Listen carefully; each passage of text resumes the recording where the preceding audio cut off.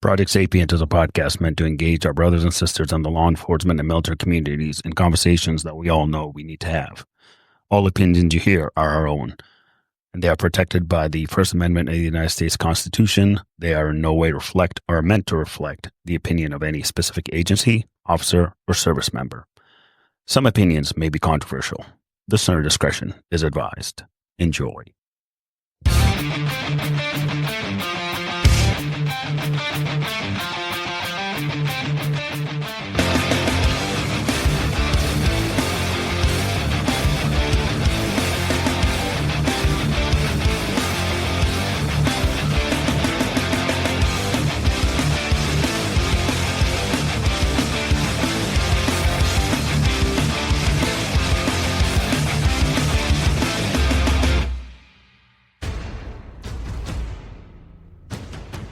Recognizing that I volunteered as a ranger, fully knowing the hazards of my chosen profession, I will always endeavor to uphold the prestige, honor, and highest esprit de corps of my Ranger Regiment. Acknowledging the fact that a ranger is a more elite soldier who arrives on the cutting edge of battle by land, sea, or air, I accept the fact that as a ranger, my country expects me to move further, faster, and fight harder than any other soldier. Never shall I fail my comrades. I will always keep myself mentally alert, physically strong, and morally straight. I will shoulder more than my share of the task, whatever it may be, 100% and then some. Gallantly will I show the world that I'm a specially selected and well-trained soldier. My courtesy to superior officers, neatness of dress, and care of equipment shall set the example for others to follow. Energetically will I meet the enemies of my country. I shall defeat them on the field of battle, for I am better trained and will fight with all my might. Surrender is not a Ranger word. I will never leave a fallen comrade to fall into the hands of the enemy, and under no circumstances will I ever embarrass my country. Readily will I display the intestinal fortitude required to fight on to the Ranger objective and complete the mission, though I be the lone survivor. Rangers lead the way.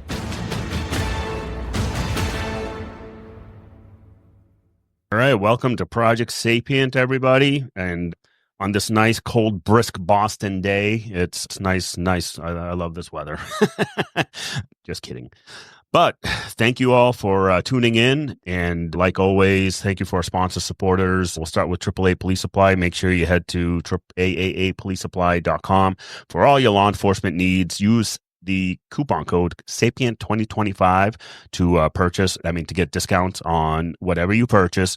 And also, don't forget, head over to Avid Journal, and where it's a one-stop shop for news, various articles, human interest stories, veterans, law enforcement, first responders, you name it, they publish it. And yours truly, avid contributor to the Havoc Journal, where I have, over 100 articles published with them. And to include, they helped me, Havoc Journal and Second Mission Foundation, helped me publish my first book, The Resolute Path. So head to Amazon and please, by all means, feel free to purchase. And I'll also sign your book. If you send it to me, I'll sign it and send it right back. So we'll be doing that too. And like always, if you have any questions, comments, concerns, just go to my email address, Ayman at projectsapient.com. Feel free to leave me messages, and I love reading all your messages, and I try to respond to every single one of them. And always like, share, comment on Apple Store, on podcasts about the podcast, get the word out there, awareness out there about this podcast. So to begin today, I think you heard the Ranger Creed earlier, and there's a reason why I did it this way. And one of the endeavors that I've been doing is retired Command Sergeant Major Chuck Ritter invited me to be the editor-in-chief to Objective Arte, and more about that coming soon.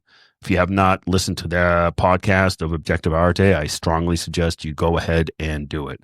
And head over there, subscribe, and also sign up for the newsletter, because yours truly being editor-in-chief, I do contribute to that, and I put in all sorts of great information out there.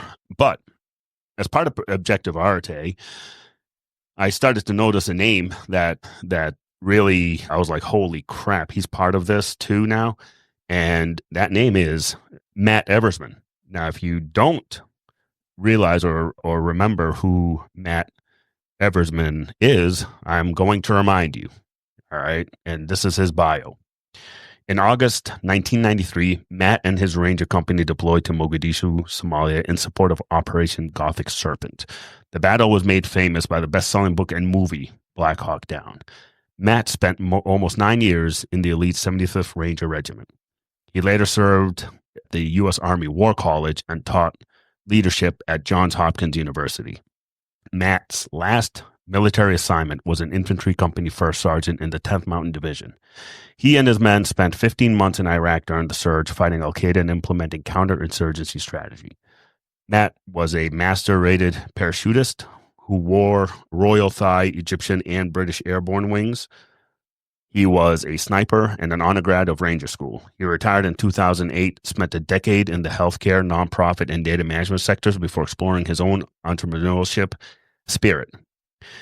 In 2018, Matt and his wife started Eversman Advisory, a consulting firm in West Palm Beach, Florida. Their focus on individual excellence and emphasis on the elite mindset allows young leaders to impact their teams immediately. For his service in Mogadishu, Matt was awarded the Bronze Star Medal with Valor Device. In 2019, he won an Emmy for his PBS documentary, Send Me, about the advances of battlefield medicine in Afghanistan. He has also co-authored 5 nonfiction New York Times bestsellers with James Patterson. Their 5th book, American Heroes, made its debut in October 2024. Their 6th book due in 2025, and it's about teachers. Matt, quite an honor to have you on the show, brother. The honor is mine, and truly it's flattering to be here. I mean, seriously, and I just say, our good friend Chuck Ritter is either responsible for this, so if it sucks, blame him. But in all honesty, and I say that to be so cheesy, but Chuck was so emphatic about you as well, and so yeah, it's sort of like Heckle and Jekyll here. So thank you for having me and what you do and continue to do. Yeah, no, I truly appreciate it, Matt. And the thing is, like, it's funny, when me and you first started talking, one of the reasons I joined the Army, well, one of them was obviously September 11th. Shortly after September 11th, I joined. But also on top of that was, watching Black Hawk Down and learning about you. And for people who kind of picture, Josh Hartnett played you in Black Hawk Down, the movie. And from my understanding is the portrayal that he did was very true to you as who you are as a human being. It's surreal. It's so surreal to talk about that.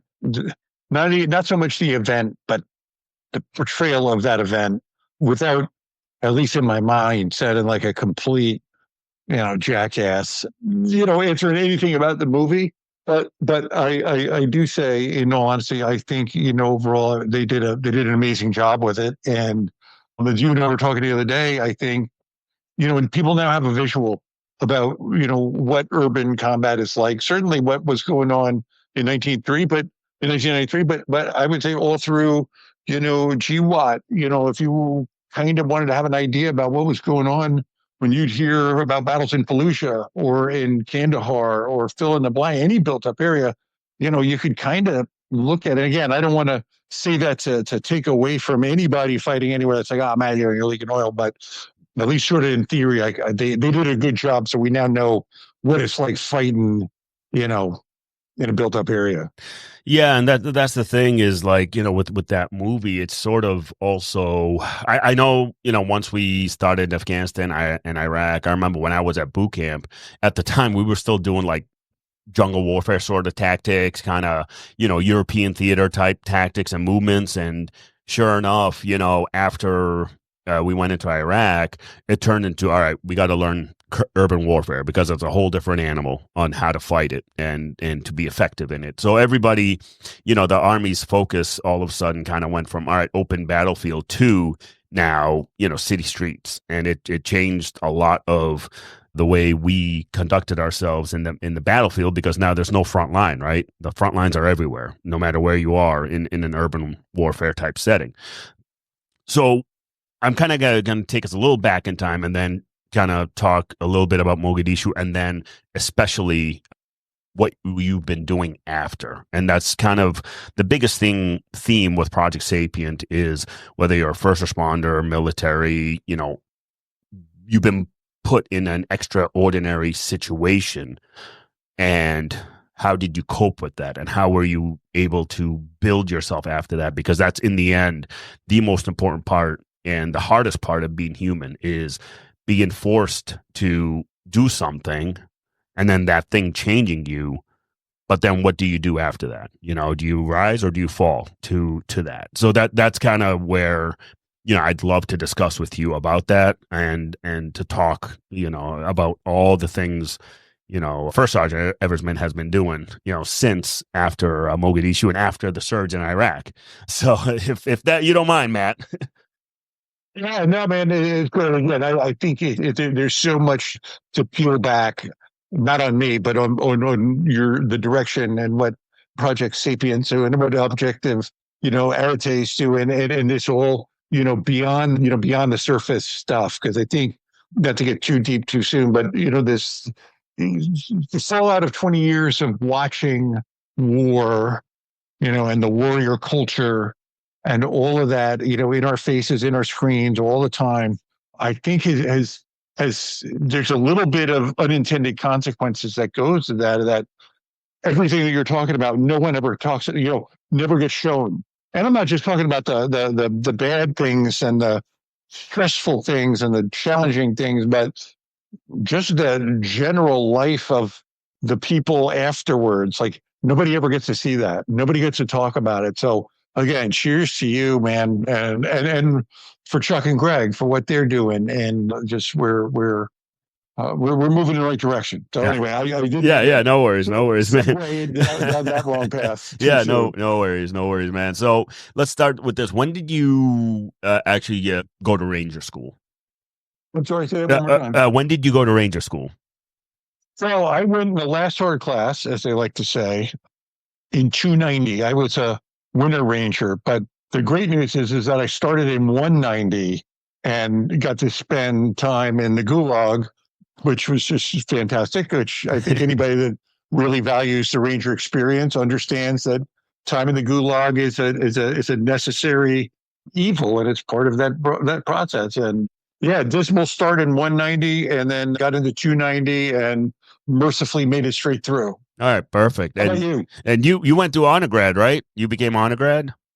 I was the Merrill's Marauder Leadership Award winner. Okay. And, it was a bit of a shock to me as a young enlisted guy, to be called up there with, kids that were obviously pretty talented. But I was very, very thankful and very grateful. That was probably more peer oriented, I think, but one of those cool honors. And again, I don't want to be that guy that's, look at me, but I look back on that, walking away with that award. They gave me a nice compass. Yeah. And I just remember, and that was like the coolest moment of my life. I'm a college dropout. Yeah. I failed out of college, after my junior year. I mean, who does that? Nobody does. I had so many failures, and not to woe is me, but, so many failures. Then, to get through Ranger School and then to be, to get an award. Boy, that was like the greatest thing in life. Oh, so, that's awesome. Anyway, but I never went to Ranger School. Just want to make sure. So I didn't get the chance or anything like that. Kind of my path in the military went after I was medically discharged because of overseas stuff. So it fell short on that, which is fine, and it is what it is. But yeah, I never went to Ranger School myself. So, but you met Dave just before we started recording. He went to Ranger School. Well, that's embarrassing, and I apologize. That was what a jackass I am. No worries. Misunderstood what you were saying to him and about him. So yeah. Forgive me. Well, listen, man. Again, forgive me for being such a dumbass. But, no, you're good, man. You're good. Yeah, but I will say, Ranger School was a good. That was kind of the reason.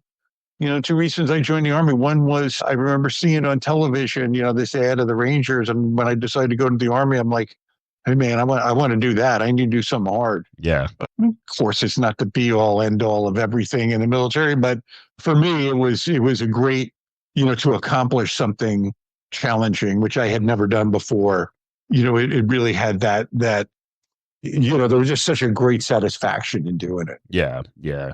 And so now, you graduate Ranger School and you get your orders for Somalia. What was going through the regiment? What were your thoughts at the time when all that went down? Yeah, so just a quick backstory. I went to the 10th Mountain. My first enlistment was for the 10th Mountain Division when I Okay. got to Ranger School. And it's sort of the funny story was my roommate and I in the 10th Mountain, we had gone through basic training and everything together. He got to Ranger School before me. And, we were just hell bent to go to war. Like that truly was, why'd you join the Army? It's like, man, 1987, 88. It's like, we're going to go fold up the Russians at the Fulda Gap in Germany. It's like, that's what you do. And we just want to go fight. Mm-hmm. Anyway, that first enlistment amidst Panama, I was actually in Ranger School during the Panama invasion. So that didn't happen. And then when Desert Storm kicked off, it seemed like everybody and their brother was going except for the light infantry unit. Mm-hmm. So we missed that one. So 0 for 2. Mm-hmm. I originally was going to get out of the Army. I was just going to do one enlistment and punch, but this desire to go to war was really a big deal. And I know if everyone's heard this right off the bat, they're like, man, how cavalier can somebody be? And I know that in one sense it is, but on the other, I can't be any more truthful. Like that's just what, and as I tell people today, I'm like, you look at everybody that joined after 9/11, they want to go to the show. They want to go fight. Right. That's the truth. Right that wrong. So I, kind of figured out that if I could get into the special operations community, if I could get to the Ranger Regiment, mathematically speaking, I had a much better chance of getting deployed for a real world mission. Yeah. And so that was sort of what got me to, in 1992 down to Fort Benning. I made it through all the assessments and everything. And yeah, showed up at Benning and was like, man, we're training to go to war. And so when the day comes that they're like, yes, sir, indeed you are. It was like the greatest. You would have thought the entire unit, Bravo Company 3rd Ranger Battalion, you'd have thought they were just giving them free money that day. The excitement, the cheers, and just general. I don't remember thinking anything bad about anything at that other than we're all getting ready to go and do something amazing because we're going to war. Yeah. So that's, it's funny. The way you put it, sure, some people might think it's cavalier or whatever, but, for those of us who joined during GWAT and, shortly after 9/11, we knew we were going to war, right? It wasn't like we joined, just for the college benefits or whatever else. No, we joined because we wanted to go fight. That was the reality. Yep. Like, that's what we wanted to do. And for those who are like, oh, that's kind of messed up. Well, that's the reality of a soldier, of a combat soldier, right? You train up and they train you and train you and train you and train you. And you get to a point like, all right, when am I going to go use what I've been training to do, So I'm sure for you guys, all that training and all that ramp up, yeah, you guys were like, dog without a bone. You needed to go, satisfy that craving, if you want to call it, essentially to do your job, right? We're doing all this training, for what end? Well, yeah, you got your orders. Like for me, when I got my official orders to go head to Iraq, I'm like, there it is, got the orders finally, so that's funny. And I even sought out units that were deploying to jump on with them. If I wasn't going to get that letter, or if I wasn't going to get those orders, I was going to just go with a different unit. Where they allowed you at the time during early part of GWAT, no matter what unit you're in, if a unit is deploying, you can jump on with them. Yeah. No, and thank you for better clarity. Thank you for that good clarity, because it's hard to imagine not going when you have the chance. And I know that there's a million reasons, and it's not a broad stroke, universal, binary yes or no, because hey, life is life, and everybody's got something going on. But just kind of in general, to that attitude of good versus evil, right versus wrong, it's kind of, I find it a little troublesome when I meet people that don't see that. Mm, And again, I'm not saying I'm super soldier and super brave or anything. I'm neither of them. But that idea, though, in your knuckle-headed, brain housing group in your heart, that I at least got to go try. Like yeah, that's where I got to go and yeah. hopefully come back from it. I don't know. It's someone in there. I just find it's just something interesting about what drives people to do what we do and what you continue to do. Yeah, I mean, and that's the thing. It's one of those $1 million questions of what drives certain people to do certain things, especially call to service or a call to arms or whatever. Because we all felt it, right? Shortly after September 11th, we all felt that call, right? We all felt that. All right, we need to go. We need to go fight because someone has attacked us, and now we need to go. So that call to action is very real for some of us, right? I mean, some others don't really feel that way. That's why they never joined. That's why, to me, there's always that. At the time, I remember in 05, 06, actually, I used to see this number, 0.45%, and that number represented the amount of people that were in the armed forces compared to the rest of America. So less than 1% of the U.S. population was serving during GWAT. And that tells Yeah. you a lot about that less than 1% of warfighters that really believe in America, believe in the mission, believe in, you know, protecting fellow Americans. And, that tells you that, well, there's not too many people that do that, not too many of those that would feel this way. And it's amazing to me, even as now in law enforcement, like there's almost 1 million cops across America, and that's still less than 1% of the human population, not human, of the American population, right? So to me, I find it interesting that in both services, whether it's military or first responder, it's always less than 1% the American people that are willing to serve.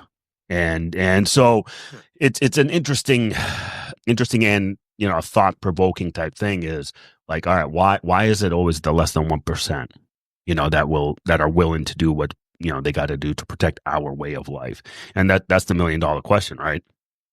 Yeah, no, I was telling somebody the other day, I'm like, if I really had the kind of dough that I need to do this, I never had to worry about working. I go back to school just to study that human behavior, to really, really dig in and do a study and write about that and see, because it's fascinating. And it doesn't mean I'm all bad people by any means, and Yep. I'm not trying to be like so self-righteous about everything. Like, Yeah. Yeah. you Yeah. didn't do, but there is a little bit of just, it's kind of, I scratch my head, like just kind of scratch my head, Yeah. and I'll shut up there before I No, so that's start the to thing. Like, spontaneously combust. yeah. So that's the thing. Like now let's get to directly to Operation Gothic Serpent, right to the battle, right when that first Black Hawk went down, right, and we see it everywhere, all over. I mean, even now the documentary on Netflix that's out there, surviving Black Hawk Down.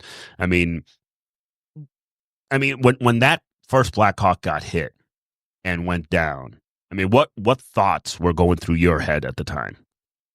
So, it's like everything. And I mean, I say this, I think sometimes I say we veterans in general, people who are talking about combat, tend to say like, oh, like to whomever we're speaking to, and forgive me. So I say you a lot, but I really mean me. Yeah, yeah, no Well, we worries. can only talk about me. I don't know how you would have felt or Yeah, anybody yeah, else. So, no, that's fine.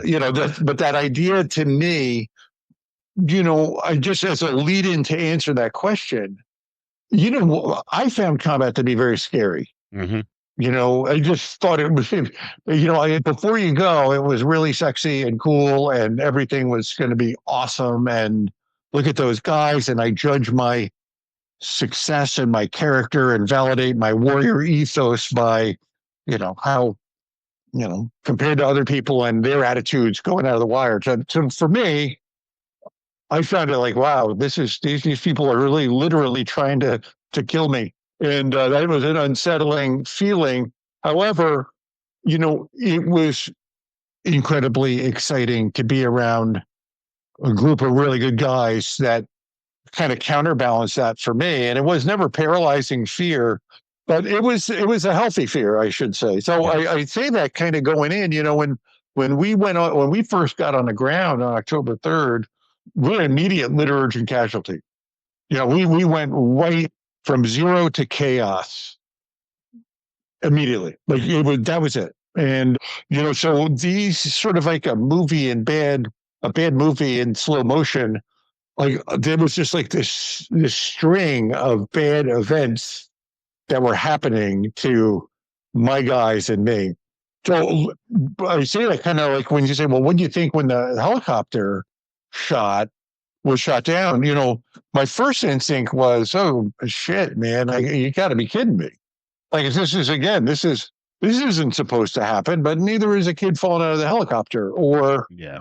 fill in the blank or the radio not working. Like all these things, like I don't think it even occurred to me in one sense how catastrophic that was, this change in the mission, other than, okay, man, that's where we got to go. This is a change in the mission. We got the bad guys we were after. How do we get to this first crash? I have no memory of thinking other than the mechanics of this is the natural thing you got to do. And shit, it's scary, but again, how do you do it? How do you get from A to B? And maybe it's just tuning it all out, but all this is happening. And of course, I only have one small piece of this battlefield. Yeah.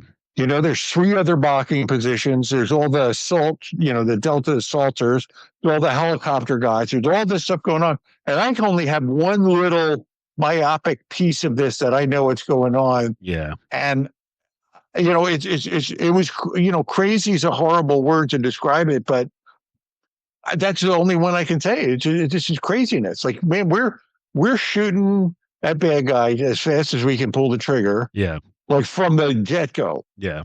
And if you watch some of that, I haven't seen all 3 episodes, but you watch some of that, there's footage on there on that surviving Black Hawk Down thing I'd never seen before. I'm like, wow, this is like seeing fire for the first time.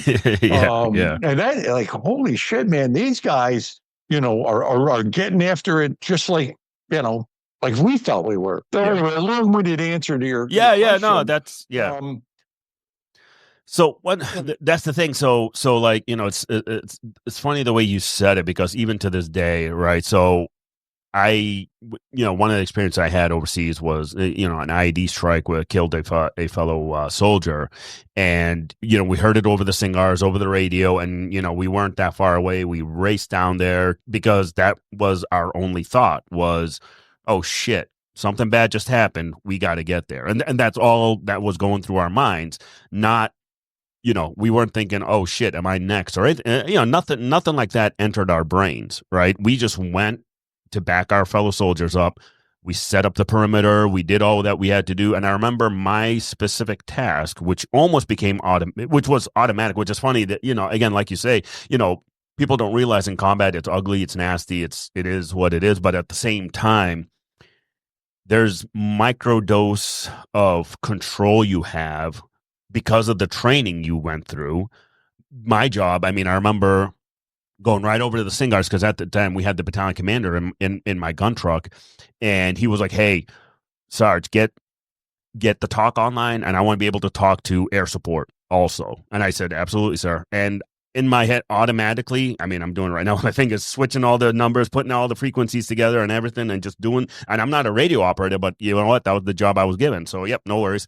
Did all that I had to do. And it was so automatic for me. I felt like an out-of-body experience where it was like my training took over and I just did it. I ended up helping landing the Black Hawk medevac and ended up, carrying litters of the, one KIA and a couple wounded soldiers.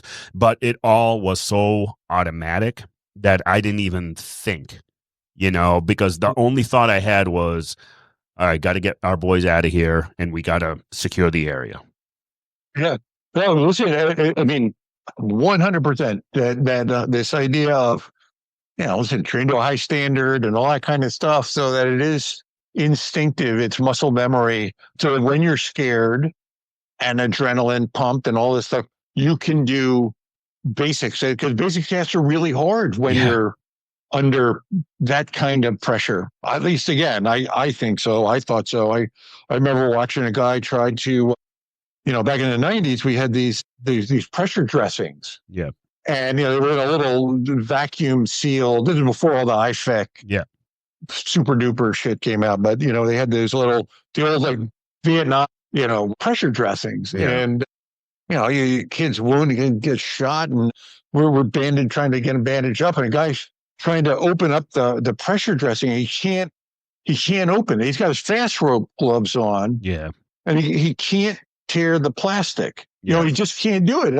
I'm watching it. It's like a fish slipping out of his hands. And, finally I'm like, dude, and you just rip it off and you just give it to him and let him go through it. But it's like these simple tasks are so hard. So like you said, if you're trained to that really, really high standard, really works. Oh, yeah. I remember one time in the battlefield, and it sounds like you did too. Again, unfair. I hate when people do that, but just in the middle of a firefight, I can remember like kneeling behind this car, and I was just like, "Wow, man, that's just like training." I remember just thinking, having that moment of thinking, like, "This is why we did that." Yeah. And maybe I don't remember whether it was doing the Kazovac or whatever, but one of those events, I'm like, "Yeah, man." That's why we did that. Like, that's pretty amazing. I remember kind of leading up, training up to go to Iraq. We did a lot of mount training, right? Tons of mount training over and over and over. And for people who don't know what mount is, for our civilian listeners, that's urban warfare training. That's like, you're training room to room, and, the military built these large structures for us to train in. That way we're able to, work on the skill of CQB, close quarter battle. And I remember I was put in charge of an entire squad during this training event. And at the time, again, it was like, holy shit, all right, here I am in charge. And you think back, I was only like 21 years old. So I was still a young kid, right? All of us are kids at that time, and they throw you in charge of an entire squad, and you're like, okay. I remember we went to our objective during that training and everything, and, we were in the woods and doing the land nav, and we finally got to our objective, and we went to hit the structure, and the instructors hit me with everything. What could go wrong went wrong, right? They purposely, we were getting pummeled, artillery simulators everywhere, just as much chaos as they can bring to the fight. And I remember I just froze, because it was just overwhelming. And then that, I hit that cognitive overload, which we learned much years later what that does. And the reasoning behind the Army doing it a certain way is you hit that cognitive overload, and I froze. I'm like, oh, shit. Like I had nothing. I had no idea what I was supposed to do next. So the instructors ended up indexing, like, okay, let's take a break and let's debrief what just happened. And, they did a good job, and they were rough on me. I mean, I'm like, dude, I fully admitted, I froze, I fucked up, I wasn't giving orders, whatever. And, we kind of rinsed and repeated, and then all of a sudden everything was clicking with me. Like, remember your training, remember this, remember that. Like, everything kind of came back to me after that. And then that's when I said, like, you have these micro doses of control during the chaos where you're able to reshape that chaos at your will, so to speak, where, it's almost like playing a chess game out there, especially when it comes to urban warfare. If you want certain things to happen, you have to do certain things, and you have to sacrifice some level of safety as a result in order to get that movement done. And that's something I learned early on during training. So training for that high standard, like you said, really shows when shit really hits the fan. Yeah. No, there's so many things that you validated for me. I'm in your just conversation a second ago, and I must admit I'd never heard that phrase, cognitive overload, but that's exactly what happened to me. Yeah.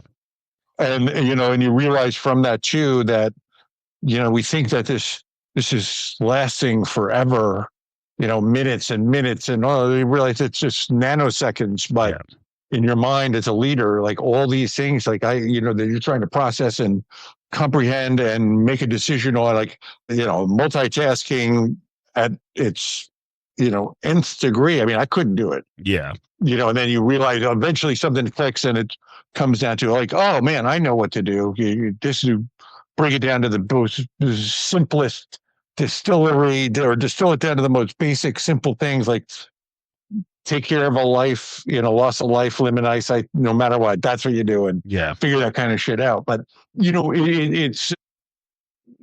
I'm sorry, I lost my train of thought for a second. I was just going to follow on and say, like, what I learned from that too, kind of in that same position as you were describing, is that conversely, you do always have a second.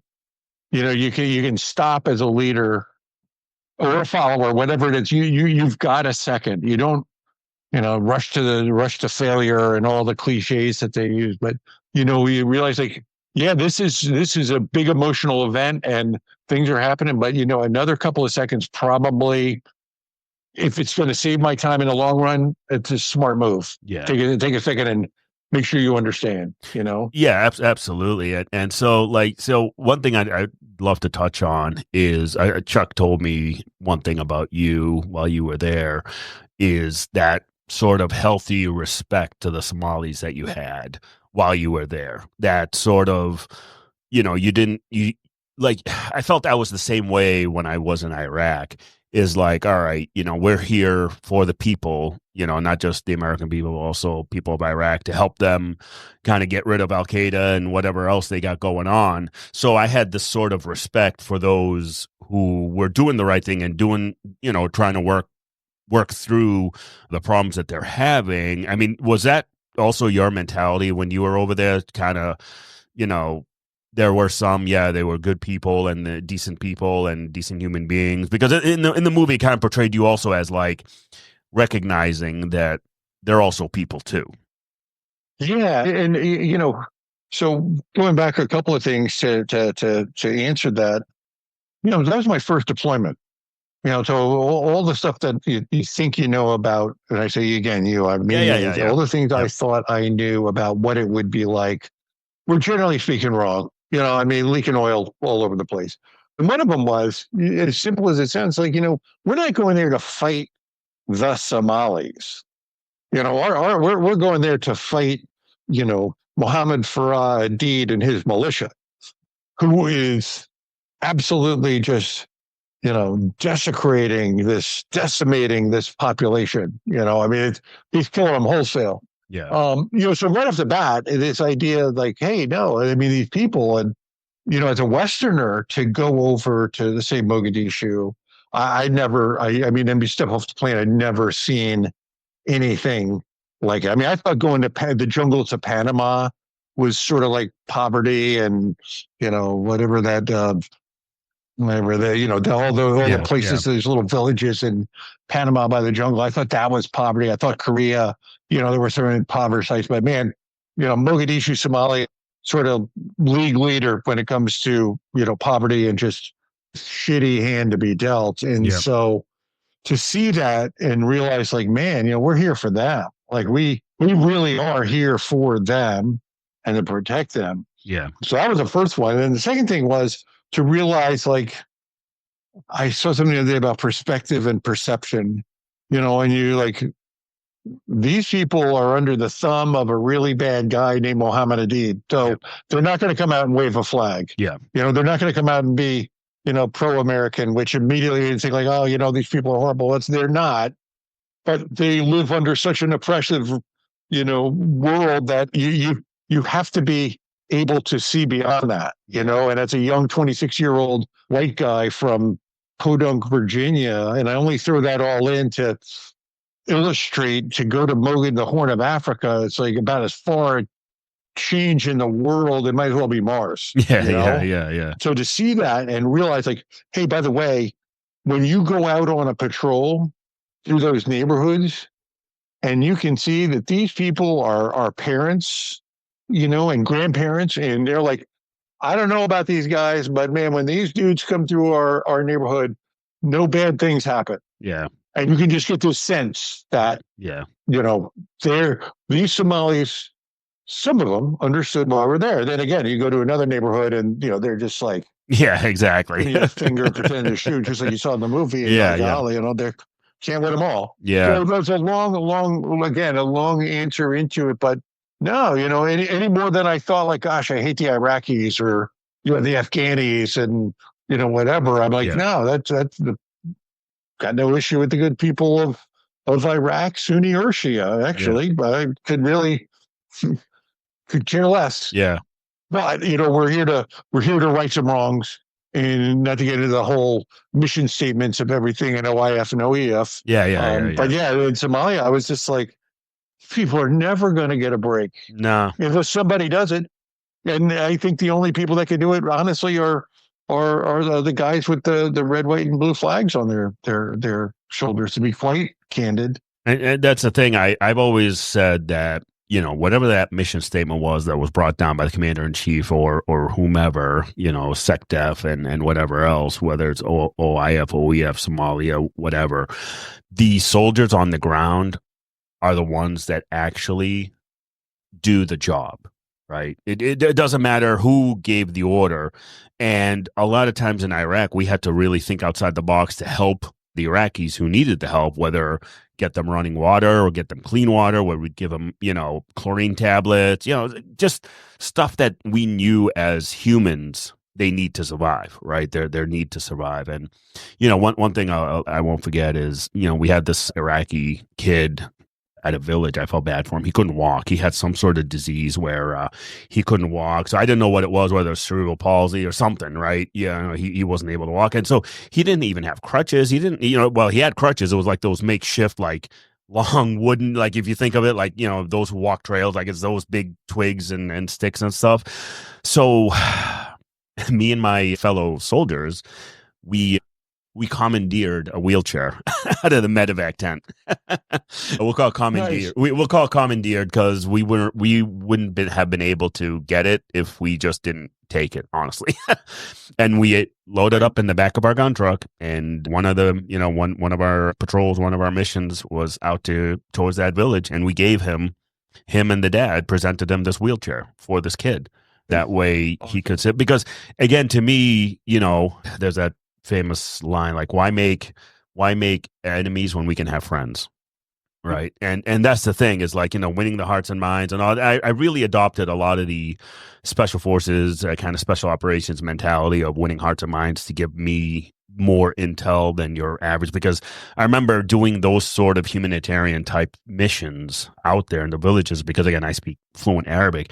I was able to get so much intel back, so much intel back to the various units, the various people, stakeholders, whatever you want to call them, where I knew far more about my surroundings, the surrounding villages around my fob, than our own S2, because I was always out there talking and doing what I do.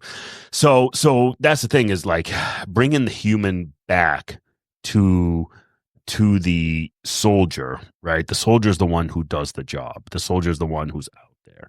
And I do remember at one point, I think in the movie, and you can tell me if this was true or not, when you were up at the Black Hawk, I think this was at the beginning of the movie, when you guys were over, looking over some humanitarian type aid coming in, and then Adid's militia came in and started shooting people, and you requested to engage and you were denied that request.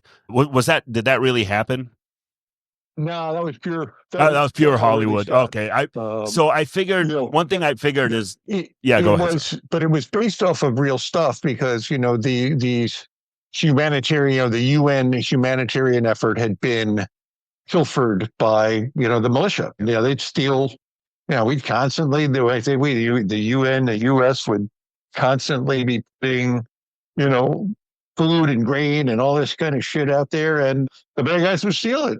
And they just come raid the drop-off sites, and that really does happen. They just put my handsome twin up there to make the seem a little more engaging as a young sergeant. But yeah, no, that did not happen to me in real life. Okay, all right. I just wanted to make sure, because one thing is, that I noticed even when I was overseas, if there was like, let's say Al Qaeda or some insurgent group was attacking while we were in that area, like our job, we're gonna suppress that right away. Like we're not gonna sit by, request permission or anything like that. Like we're gonna engage the threat and protect people. And so that, okay, that's a little refreshing. So that was totally a Hollywood thing that they did.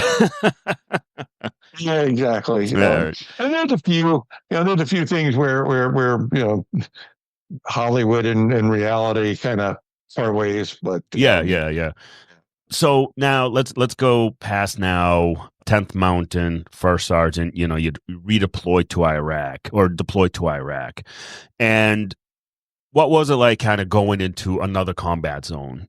Because you've dealt with Somalia, you had Mogadishu. I mean, all those experiences now combined. So you had sort of a break, so to speak, in service, right? Where you didn't really go into any combat sort of environment since Mogadishu, or were you still deployed yeah, no, other nothing. places? A lot of training, a lot of travel. Almost went to Haiti, but no, nothing from 1993 to 2006. When I deployed for during deployed as a first sergeant to Iraq. But it was wild. But again, I thought, gosh, I learned a lot. In those few months in Mogadishu. I thought I knew, and I don't mean that to be so, self-righteous, like I am an expert on combat, but I did think I had a pretty good handle on, what at least going to battle is like. The human side, seeing kids get wounded, seeing kids die, seeing all the heroism, seeing all the things. Like I'd been through that sort of cycle in a sense. So I'm like, that's what I mean. Like I think I knew something about combat. Yeah. But man, to get to Iraq, at that point in the game was like, this is a whole different battle. Yeah. Like this is a completely different battle. And it wasn't necessarily the special operations versus conventional missions. I mean, in one sense it was, but in general though, this is like, man, we're going out of the wire to defeat Al Qaeda, ISIS, whatever we were calling them at the time, and get the coin that counterinsurgency strategy implemented, which to me made sense to me. It seemed like a logical thing, but it wasn't like, hey man, you're going to get in a gunfight every 2 seconds. Every mission you go out, you're going to get into a gunfight. I'm like, this is more like, no, you're going to drive. You got a better chance of getting dead before you even get to the gunfight.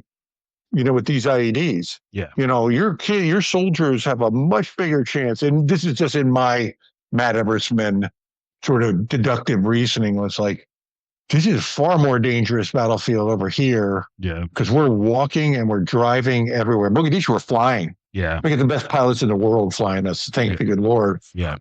But yeah, what we're doing over here, wholly different story.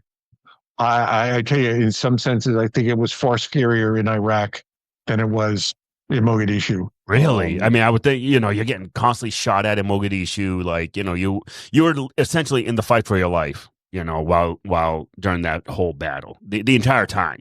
Yeah. Yeah, it was. And, I kind of chased my tail on it too, because, the Somalis, they would mortar the airfield periodically, and they couldn't put a mortar round into the Indian Ocean if they tried, except for one day, on October 4th, they were able to do, or October 5th, were able to get literally a lucky strike. The doggone Iraqis, the whether it was Al Qaeda or whomever, the doggone Sunnis striking back. They put 75 Katyusha rockets, into with shocking accuracy. Yeah. You're like, man, this is pretty fucked up, to be quite candid. Like this is a whole different kettle of fish, man. But thankfully, we had a lot more firepower in Iraq than we ever did in Mogadishu. That's for sure. Yeah, and that's the thing. The when I was over there, and I'll never forget landing into Anaconda. By the way, where were you in Iraq before I continue? Where we in Yusufia. Yusufia. What? I was southwest of Baghdad. And okay, all right. CNN called it the Triangle of Death. Ah, yes. Okay. Mahmadiyah, Yusufia, and Lafia. And so we were near. Pretty place. Yeah, we were near the town or the city of Kalis. I don't know if that was near you at all. It was all within that Sunni triangle of death, Yeah. that whole, yeah. So I was there in '05, and then you got in '06. So yeah, we kind of overlapped a little bit, but yeah. So what, one of the things when we landed in Anaconda, because Anaconda at the time, if you recall, they were called Motor City because that's all mortars after mortars. That's all they get, and that was when I got hit with the realization was, damn, I'm at war now because we landed, and sure enough, you're hearing boom, boom, boom, in the distance, the raid sirens and whatever else is going on, and I'm like, well, I'm at war. This is real now. That's kind of when reality set in for me, is just like, yeah. And it's so funny. I'm sure you guys went through it, to kind of, you get desensitized to it, to the point where it's like, if a mortar goes, you're like, you listen to it, you're like, yeah, it's distant, whatever, it's not going to hurt anybody. You just Yeah, turn no. that. I know it's funny. So I'm just thinking about this. I mean, we were doing left seat, right seat ride coming into country, Yeah. and we were just doing the switch, and the 101st guys are getting ready to punch like in the next week. And I'm walking into the town hall and the talk, shared the same building in Yusufia at the time, and you know whatever the incoming alert code's on, and Yeah. I'm like, holy shit, man, we've been through this before, and I yell into the chow hall, incoming, and these guys, 101st guys are just sitting there like, yeah, so what? They're literally just. I remember, like, freaking.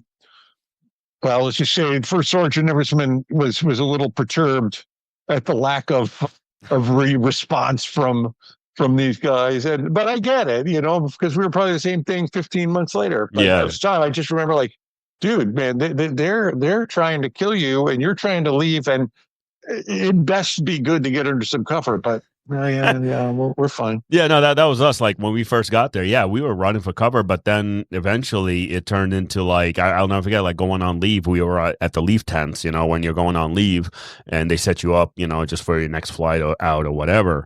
And I'll never forget, I'm laying on this cot, and we hear the mortars go over our tents, like, the whistling. You hear it, and me and a bunch of soldiers, we just kind of got up a little bit, still eyes are sort of closed. We're like, and then we hear it hitting in the distance, and we're like, oh, we're good. We rolled right back over and went to bed like it was nothing. So it's just funny that you just get into those mindset, into that mode, which, yeah, I completely understand 101st, where they're like, it's far, I'm still eating, man, I'm not going anywhere. No, it's true, and I must say, not to keep going, back for more, but by the time we were there for the, God, what did they call it? Had to stay for an extra 3 months. Oh, so you stop And lost, you got stop lost. whatever they call Yeah, stop yeah, loss or yeah, something. yeah. But anyway, we had, by this time, we built up the fob, and we had these great big generators, and Yeah. the generators would overheat, so we built these swamp coolers. And I remember, we'd constantly have to go and do maintenance on them, and Yeah. I'm going over with my little E4 mechanic buddy, and I'm showing him like what's going on, and we're looking around with something, and he fixes it. We walk away, and literally we get like 50 feet away from this thing, and fucking mortar comes right in. Right in. I mean, and not like just where we were standing, but Yeah. pretty close. Yeah, It yeah, would have pretty been close. shitty. Yeah. And we really would have. Yeah. But and I remember this mechanic looking at me, and I'm kind of like, hey man, let's go get a cup of coffee. How about that?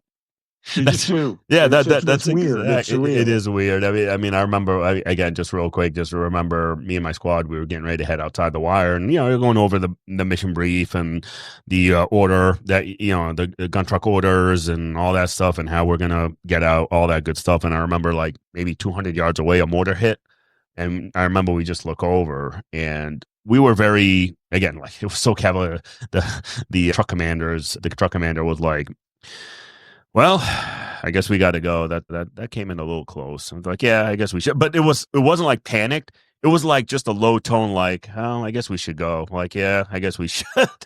But again, it was just so cavalier. We were so cavalier about, but that's so true. But one thing I want to lead into now is like the coming home. So coming home from Mogadishu versus coming home from Iraq. Was there a difference between the two for you? No, I don't think so. I would say it for me personally, having done it once, doing it the second time, I think was far more grateful, Yeah. I guess. And by the second one, I was married with a child. But coming back, I came back and stayed in. I didn't. That was kind of relatively early in my career, and I Yeah. decided, man, I want to stick around. Like I like this Army stuff. Yeah. But the funny thing was, gosh, as I'm saying this out loud, the funny thing was, when we came back in 1993, the U.S. wasn't at war, Yeah. and so and this was the only show in town. And oh, by the way, Americans died in this, and it was, you know, Americans died in this battle, and kind of everybody in the world literally had seen it. So there was a bit of notoriety to it. But by the same token, nobody knew quite how to deal with that on the integration, the reintegration. I mean, I remember coming home and they're like, "Yeah, man, all right, you guys have a 4-day weekend, and we'll see you on Tuesday, and kind of get back to it." You're like, "Oh, okay." Never been back from combat, but I guess that's what you do. Like, Yeah. Yeah. Yeah. you have a 4-day weekend, go on a bender, and then come back, and that was that. And you know, I think we got a little bit better in the interim, but at the end of the day, I don't want to be like, man, everything sucks and everything sucks and everything sucks. But I'm not sure that we've been able to do this reintegration from any lens you look at. I'm not sure we've really gotten that much better, over time. And I mean, here we are today. We're not at war, and we're still trying to figure out how to help soldiers reintegrate. Whether transition into X, or their physical, their spiritual, their mental, whatever it is, trying to do.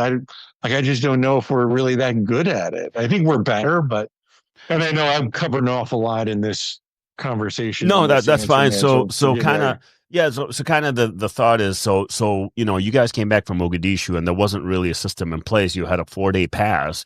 I mean, how was the regiment? How were you guys really like hyper vigilant the whole time, even while training? Were you guys very still that combat mode that you had to kind of because yeah, you're right.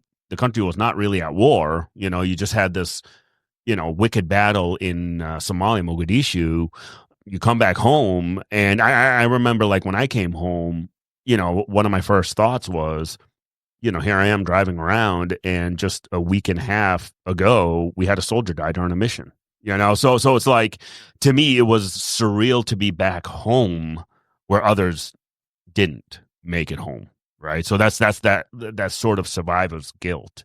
So I mean, did you guys feel that like especially after coming home after Gothic Serpent, where you're like, damn, why did I survive this fucking crazy thing, and others didn't, and whatever. I remember. So we had a couple of weeks still in Somalia before we came home after October 3rd, and I had the great opportunity to talk to one of the Delta psychologists, which on the front end of this whole thing, we're like, why would they bring a psychologist to war? Yeah. And then you realize, like, because this guy's good at sort of looking under the hood and giving you a quick tune up when you need it. And that he did for me. And I'll never forget, the short answer because it'll lead into the question, the answer to the question was, one of my soldiers that was killed, Sergeant Casey Joyce, was a young married sergeant, the only married guy in my squad. So how do you go back and talk to a 22-year-old widow? Like what do you say to her? Yeah. And that's what I would talk to this doctor about. And man, he was just phenomenal. Yeah. Like he was phenomenal. He just like Jedi mind trick, and man, he gave me such amazing guidance. Going back, and I put it sort of followed his prescription to a T. And that all comes back to like I didn't realize, man, when you drill into a little more below the surface, we're one company out of a battalion that got deployed. So all the other companies are like, you're seeing them in the chow hall. They can't appreciate Yeah. it. he has 16 kids from Bravo Company, Yeah. all in the same day like that. Like that, Yeah. that's a tough thing. So they don't quite know how to deal with you. So again, this integration stuff. And I remember driving down the freeway, in Columbus, Georgia, and man, when a truck would go over a pothole, and it would clank, the tractor and the trailer would bang together, on that metal. It sounds, just like an RPG Oh hitting, yeah. Yeah. a vehicle. Yeah. And you pull off the road. Literally, it took a while. Like there was some of that that would go on. You're like, man, that's really, that's crazy. But we're young and knucklehead too, and we're just laughing at it. Like, you guys see that? That ever happened to you? And they're like, yeah, man. And go to drink a beer and call Yeah, it a day. that was my experience. I mean, when we came home, I'll never forget. We were at Fort Dix, New Jersey. That was our demob, and we got. I remember what the Army did for us was a 2-week reintegration into society, which to me is like, what the hell does that mean? I'm still on a military base. I'm still marching around, doing this, doing that. That's not really reintegrating into civilian society. But anyways, so I remember walking, we're walking to and from the chow hall or wherever. I forget exactly where we were going, but I'll never forget. I heard this loud boom, and exactly like you thought, RPG, IED, like whatever. And my head snapped right away. It was a semi just going over the speed bumps on base, and it makes that loud crash, in the trailer. And my heart must have been like 200 beats a minute, because man, I thought it was like, being back over there. And like you said, like afterwards, we're going down, we go to the NCO club or wherever, to the bar, and we just laugh about it. We're like, oh, dude, that was hilarious, dude. We all jumped, and I looked over there, and, and not realizing that's actually not a good thing to have. That not, and that's the thing. It's like you start to realize as you get older, you start to learn that, well, that wasn't a good coping mechanism. No, no. Hey, yeah, it's funny. Nobody ever said anything about any of that stuff. No, Like, no, they never did. They never get did. back and turn in your nods and weapons and Yep. Enjoy the day. Yeah, yeah. I mean, that's nothing's broken. So now it's going to lead in kind of what you've been doing now, right? Since Iraq, and I went over your bio, and I mean, a lot of great, impressive things. I mean, just the stuff that you're doing, to help young leaders kind of come up, and through your consulting group and doing other things too, with Chuck and over Objective Arte. What sort of like your impressions with the young leaders? What are some lessons that you are giving young leaders to kind of take home or put in their toolbox, so to speak? Yeah. So this sort of was born out of frustration, and from my profession. I retired, went to the workforce like everybody else, and which is a whole story for another day. But had 3 different jobs for all the wrong reasons. Chasing money because I'm like, hey, I got to, house payment and tuitions and all that kind of stuff to do. And, I'm like, I got big shoulders. I can carry a heavy rock. It'll be all right. I've had my experience, and that was for my family and on. I realized like that was a bad strategy. But what I kind of learned was, I should say kind of what I learned, however, though, was, man, in the military, and not just in the Rangers, but, in the military in general, as an institution, they do a pretty good job of developing leaders, just at face value, and some are doctrinally correct in everything they say, and others are maybe doctrinally correct in what they do, but they don't know how to say it. But in general, we train people to be in charge, and I think they do it very, very well. And this is one time I would include you in this. I think we would agree. We've worked with, maybe not all, but we've worked with probably some pretty good leaders, during our tenure. And I see that, then when I get out and I realize, like, man, and there's plenty of bad leaders in the military still, Oh, yeah. but despite the institution, are bad people and they're bad leaders, and that's enough said. But you get out here and you realize, like, man, just because somebody has a title on the masthead that says, leader, They're really not good at it. Mm-hmm. And in fact, I found that, more often than not, there were a lot of very nice people, nice enough anyway, Mm-hmm. that were in charge probably for all the wrong reasons. Either had a good idea and were rewarded for it. It's like, here's my product or whatever, or made a big sale, whatever, but they couldn't get anybody to go down a dark alley with them, at gunpoint. Yeah. Yeah. And so after watching it, so it's just to land a plane, after watching this for a dozen years, and my third job ending, interestingly enough, was working for one of the best leaders I've ever worked for. It was a wonderful woman in Maryland who was my boss, and she was like, I always said she missed her calling. Like she should have been leading like the Ranger Regiment. She was that good. But in general, this thing was like, if people out here from all these great schools, all the name brand institutions, work for name brand companies, if they didn't come into this equation with any idea about leadership, how are they going to learn? Yeah.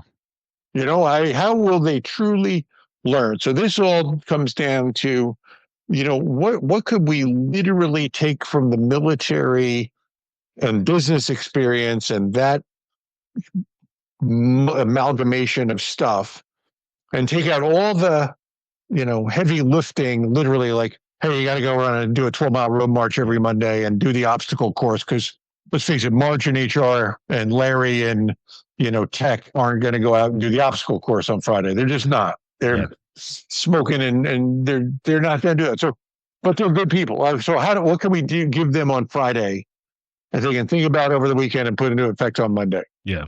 And then just bringing that back to all these kids that are on the couch after college, So to answer your question, that's the strategy. The question comes down. I think there's like 3 or 4 things, but the first thing is this idea of, and this is not an Eversman original. You heard a million derivations of it, but the idea of the whole man, whole person concept. And that's not work-life balance, because that's impossible. But you as a person figuring out how to be mentally or physically strong, morally straight. Yep. And how do you, just pick one of those, when we talk about the objective arete, one of those aretes, and say every day, I'm going to do something to keep myself 1% better, again, if we're using all the business cliche, putting all that together, one thing, just to be mentally, physically, and morally straight, today. So I can bring that in tomorrow and I can demonstrate that to everybody else that's around me. Yeah. These things about doing the basics well. And there's a million, again, cliches that we all know from the military to come in. But probably I think the most important thing is, and I saw this when I was in Iraq, and if anything, I guess I would tell you, this is the thing that I think people need to stew over. We talk about leadership, and when you get to Bagram, or no, I guess it was in Kuwait. You get to Kuwait, and they take you through the Serpentine, and they have all this shit, stenciled onto the Jersey barriers. And I remember looking out the window, and some, I'm sure, very well intended sergeant major or who knows, garrison commander, put this down and said, we need leadership, not likership. And I remember thinking, like, I know what they mean. I know what they mean. And God love them, I do know what they mean. But, unfortunately, when you tell 19, 20, 21-year-olds, that phrase, it means be an asshole. You've got the green light to be a dick. Yeah. All you got to do is scream and yell and be not nice. And somehow in your little, and let's face it, that we know the group we're talking about, that makes it okay. Yep. And I'm like, no, which, when we talk about, we could follow them down a dark alley, this all comes back, Ayman, so what do you tell these kids that, on Friday, to that whole man thing? I'm like, you need to think about, like, why would they follow you, young man or woman that works at the paint store? It doesn't matter. But why would they follow you down a dark alley if you ask them to, at midnight? Yeah. And you really need them. Like, how are you going to get them to follow you? And, how are you going to get them to do that? And what do you think is important? Is that being well liked or being a dickhead? Yeah. I mean, I would tell you, I'm not saying being patronizing, but like, this idea of being able to lead them and being enjoyable to be with is important. Very And true. conversely, Yeah. to them to remember, you know, are they worthy of being led down a dark alley? Because let's face it, too, you're not a magician, young leader. There's a lot of assholes out here Yeah. that refuse to play. And so if they refuse to play, don't have my game. Anyway, I could really go, but that fundamental piece of who are you as that person that's going to be in charge, and are you the kind of person that people would want to follow down a dark alley? I guess let's leave it there. Yeah, I mean, so I was reading the other day. It's funny you say that about leadership, and we've all dealt with terrible leaders in the military, terrible leaders in the civilian world, even terrible leaders in policing that I've seen. These chiefs of police and stuff like that, and that go up in the ranks and just awful, right? And so the story I was reading is about the samurai warrior. I think he was like a commander of some kind, but one of the things he said was soldiers governed by fear fight not for victory, but survival. Their loyalty is transactional, fraying under pressure. And fear tends to fixate on threats, not opportunities.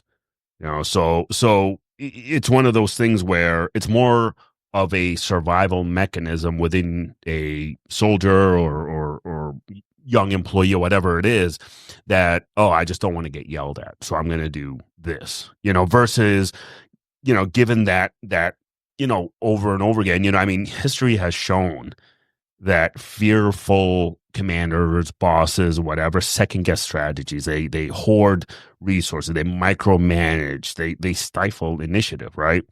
And that's the thing, like, there's all sorts of different quotes out there. I mean, one of them from, I believe it was General Patton, is like, I'm going to butcher this quote, but it's something to the effect of, like, I'll give you the mission and you figure out how to get it done. Like, I'm not going to tell you how to do it. You figure it out.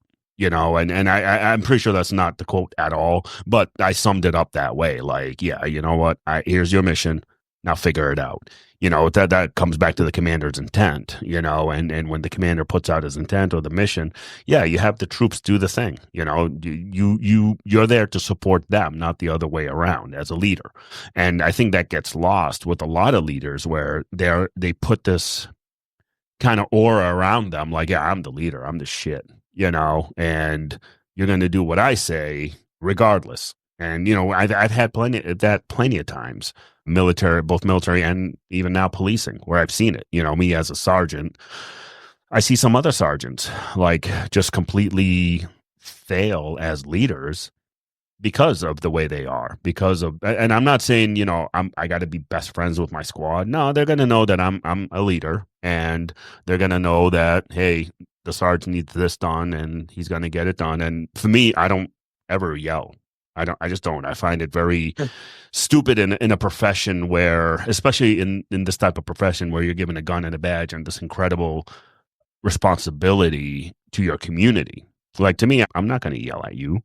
I'm going to tell you, hey, this is where you fucked up and you better fix it. And that's as far as I go, in terms of counseling, So that's the thing. Like, leadership is more than just you as in the leader. It's the holistic approach to your organization as a leader. Yeah, no, I agree with everything you said. And there's this natural inclination to think that a likable guy or gal is a pushover, and that's absolutely not true. Yeah. And you don't even gotta like the person. Like, as a friend, like, hey, we're like, again, the fraternization tends to, I think, a lot of times get things fucked up because most people are too mature, certainly at a young age, like in the military. But no, I mean, but I can still be friendly and crack the whip.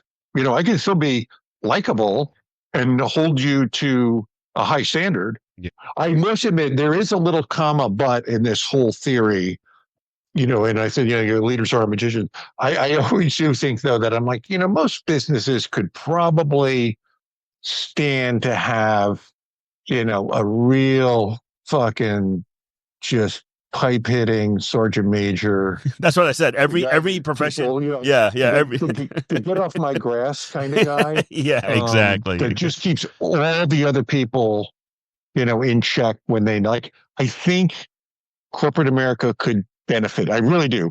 Yeah. Despite everything I've just said about likership, I think you need that one guy or gal that just snaps necks when they need to on all the other shit. Yeah. And that's the thing, so, so it's funny you say that because I do agree with that. But to me, it also has to do with the type of individual you give that responsibility to, because I've seen it backfire bad, where that individual, all of a sudden now, everybody gets that crack of the whip.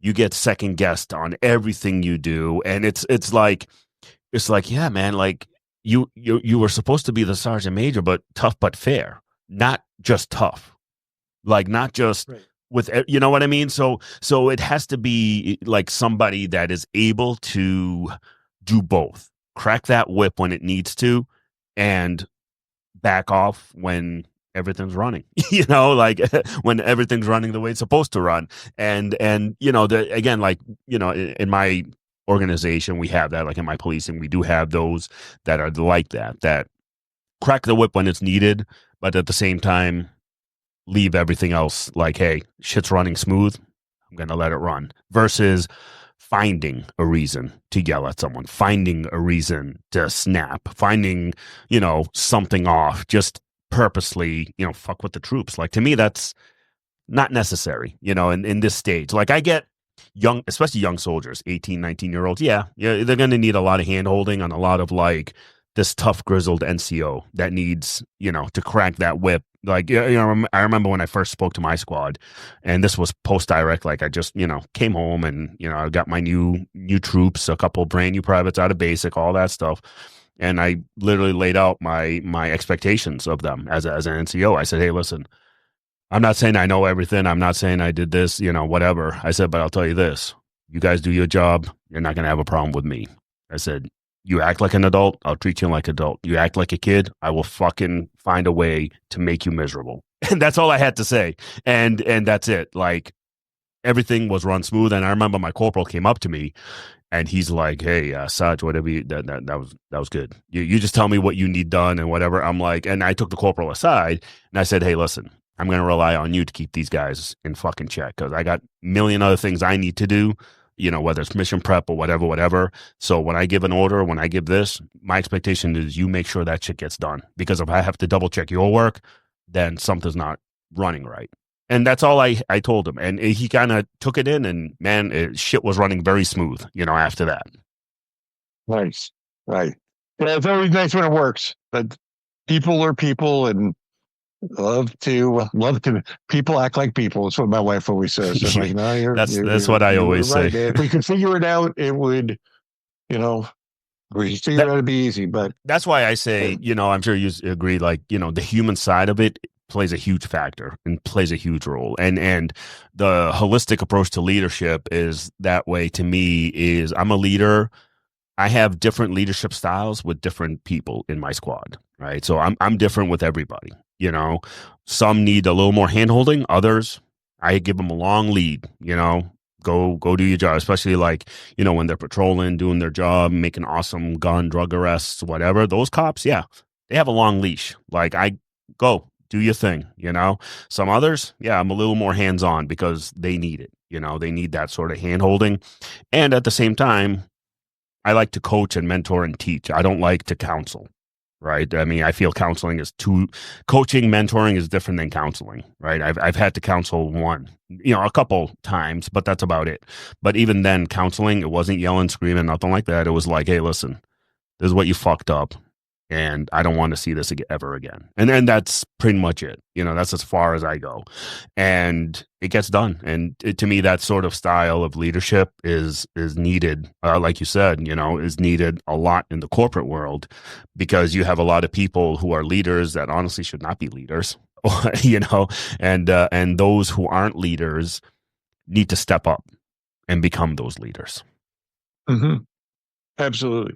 So 100%. Yeah. So Matt, not to take up too much of your time, what I'd like to do is, the way I usually wrap up these podcasts is, if you have any sort of advice for young leaders, whether it's police, soldiers, and, whatever you can think of a quick something for them to think about, something for them to think about tonight or whenever they listen to this episode, what would that be? Yeah, so it's funny. You sort of hit me on my heels on this one, Ivan. But I was thinking about this today as I was out doing some work. And it was kind of along the lines because somebody said something the other day to me about, why do you join the Army? And I was like, it was a couple of reasons why I joined the Army. I kind of always thought I would. And I'm talking about before I went to the recruiter, I'm like, yeah, I kind of always thought you'd join the Army. And then when I realized like I need to join the Army because I got to finish something. And the thing is that the whole reasons, none of the reasons that I joined the Army though was out of, classic sense of patriotism that people tend to think like, oh, we joined the Army because we're patriotic. I think I joined the military and I became very patriotic, more so than I had, the normal person. But the only reason I say this is a lead up to answer your question is, people join the military for a million reasons, and I'm sure they do law enforcement. And I can't look into anybody's soul and figure out what it was and whether it's a valid reason or not, or his is better than hers or whatever. But I do know that when I got into the military and this idea of going to war started to blossom more and more and more, and I realized like, why do I do that? And so before I went to Mogadishu, though, like literally like the night before was when I realized that, I'm not doing this for me to be, the tough guy ranger, because I want to be an airborne ranger and go to war and do all that. I'm like, no, that's not it actually at all. That's just a selfish, jackass, stupid idea.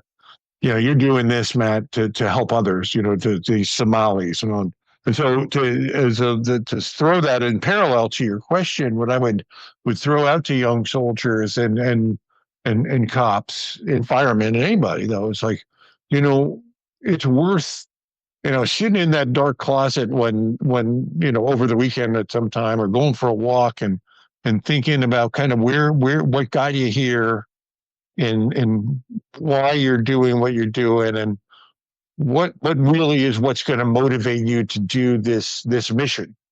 And I think it's not necessarily a right or wrong answer, but I think if you who are listening to this stop to think, and again, tune out all the noise, what do you really in your heart of hearts think about this, why you're doing it? The answer will probably come back to not shock you, might surprise you a little bit, but if you let your heart, kind of tell you, you might find yourself realizing like I've been doing this for the wrong reason and I can fix it and do it for this right reason. And again, it's not like, oh my gosh, you're going to hell and you've done something wrong because you came in for the college money and you haven't figured it out yet. You still got to deliver and you're going to. But that idea of like really finding that azimuth, that North Star, whatever, because I didn't know it till literally right before I went to combat. And it would have helped me out, I think, a little more had I known it sooner. Does that make sense? Yeah, no, I think that there's an really answer in does. there. Yeah, no, that is, and essentially, I mean, what you're saying, and which I understand is like, remember your why. Remember or think about your why, the reason behind your why, and that's something I always talk about, even with Objective Arte. Actually, the latest newsletter I'm putting together is part of that. Is like remembering your why, and I threw a Mark Twain quote in there in the newsletter. The two most important days of your life is the day you are born and the day you figure out why. And that's, to me, that is so true and so real because, I was probably like you, like I joined the military, like I knew I was going to war, but it became crystal clear, like when I got there, it like really hit me when I got there. When, like you said, you see the poverty, you see what oppression actually looks like. And what it means to actually be free.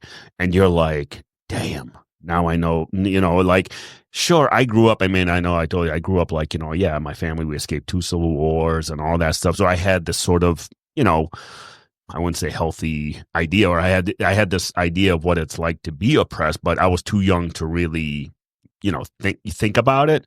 But now as an adult, young adult going into war and seeing oppression, and then kind of thinking back to my life, I'm like, man, this I could see why this sucks, and I could see why my dad escaped it, and I could see why my family left to America because of this, and so essentially, I mean, to come back to you, like, yeah, you remember your why. Think about your why and keep that in the back of your mind. Keep that azimuth pointing north. Well said. Much better than I can. And a lot more succinct. No. That's you can be my interpreter.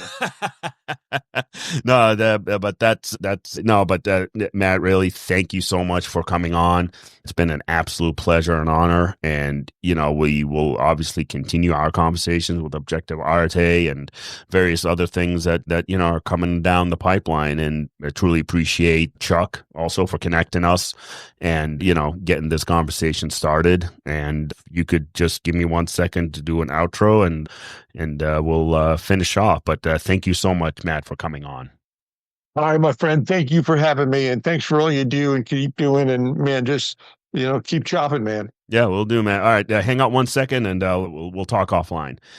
All right, everybody. Thank you so much for joining us on Project Sapient. I hope you got a lot out of this episode, like I did. It's really awesome having Matt Eversman on and to talk about his experiences, especially post Mogadishu, post Iraq, and some of the things that he's doing with young leaders. Truly, he's still giving back even to this day, regardless of, what's going on. But like always, please like, share, subscribe, comment on this episode, all the other episodes. I think we have over 300 episodes now.